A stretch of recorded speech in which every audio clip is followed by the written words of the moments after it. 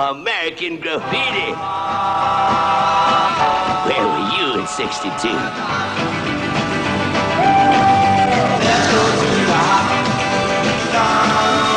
Alright, I have a completely different video for you guys today, something that I have not even probably talked about on this channel completely, but it's something I really enjoy doing, collecting, watching, all that kind of stuff here. And if you're familiar with this 32 coupe in the picture, that is from American Graffiti, the movie that came out in '73. There's debate on what it came out. You look on the web, it's like 73, 72, 74. So you just have to say 73. That's what I say. And so anyway, to make a long story short, I am doing a video on a few things that I have collected, and there's one item in particular that I have picked up recently, which I'm really excited to get.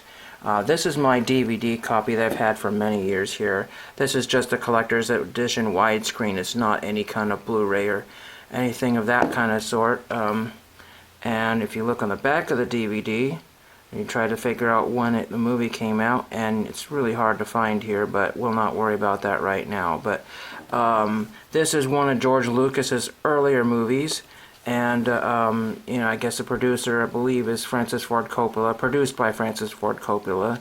And you'll see in other Coppola and Lucas movies some of these cast of characters. Harrison Ford, one of his earliest roles, was in this movie.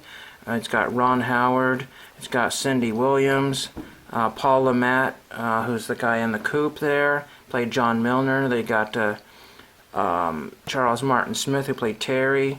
You've got forget the woman's name right here, and you've got Richard Dreyfuss, all kinds of other people here. Candy Clark, that's who I was thinking of.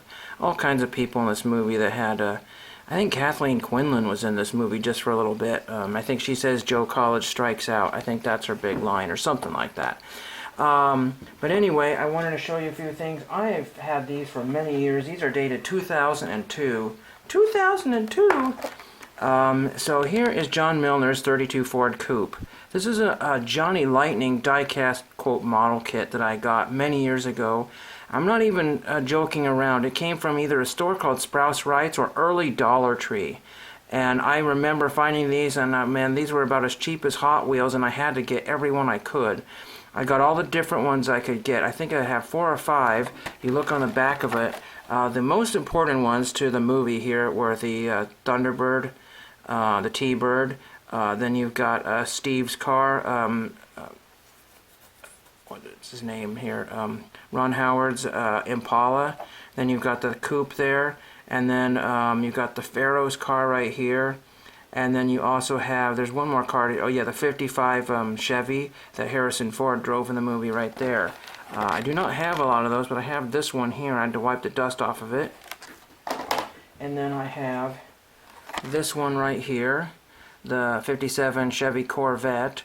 And I believe in the movie these were only in a parking lot where one of the characters tries to get, he's trying to get tricked into, he's not trying to, he's getting tricked into trying to sell his car, and he doesn't fall for it.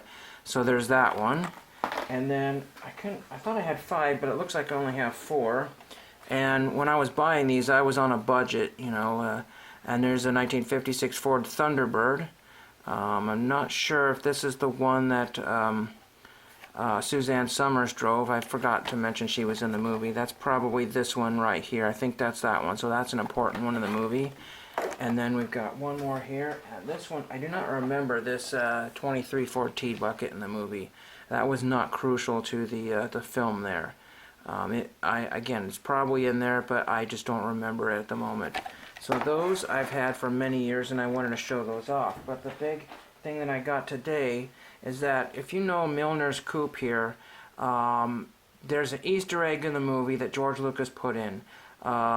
George Lucas had a movie called THX 1138. I think it was some sort of futuristic movie, and I have never seen it. I may have seen it, I just don't remember, a long time ago. Anyway, that's not the important part, but on Milner's coupe, he has a license plate that says THX 138. An homage to Lucas's first or important movie or what have you. And the cool thing about that is you can buy reproduction license plates that say THX 138 on that. Did I get one of those? No. And I will show a picture of one of those. Let me just click to it right now. Okay, you see this picture here as a representative, one of the many that you can find on eBay for about $15, $16, $17, $18, even perhaps $20. And I said, okay, well, there is no such thing as a THX 138 license plate, and if there is, it's gone to its reward, or George Lucas has it, or somebody has the actual THX 138 if that thing exists. So what's the next best thing? On most license plate reproductions, they do not have the proper markings or tags on it.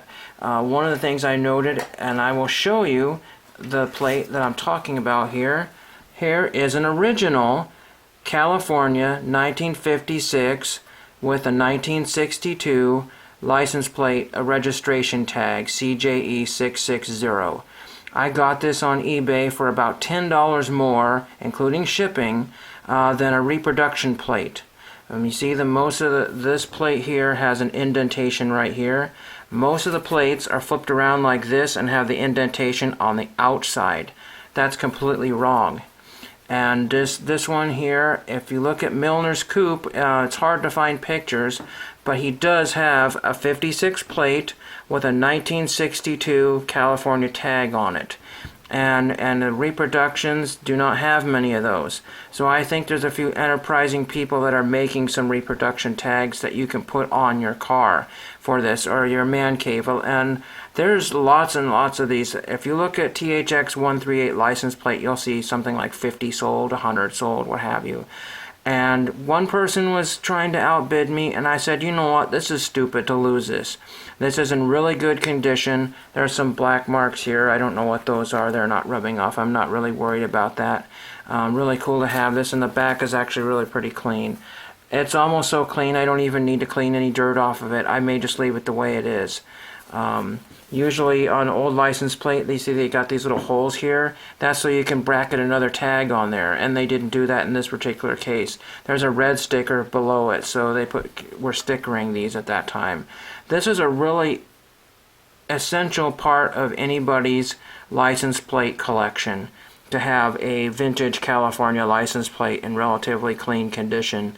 California being a popular state at one time, and just kind of the whole movie car culture thing. I've got something that's representative of American Graffiti. I don't know where CJE was. Usually that's like some sort of county or whatever issuing, and maybe the numbers have just randomized for that, whatever. But really cool to have this. Really neat addition to my license plate collection. If you look at my older videos, I collected a lot of license plates. The other thing I'm going to be collecting American Graffiti, I collect 45 records, and I have a few of the records from the movie. I actually have the soundtrack, I believe, 2 record compilations somewhere in my collection. I forgot to look for that. I also have Smoke Gets in Your Eyes by the Platters. I'm also looking for Pledging My Love by Johnny Ace, because that's mentioned in the movie.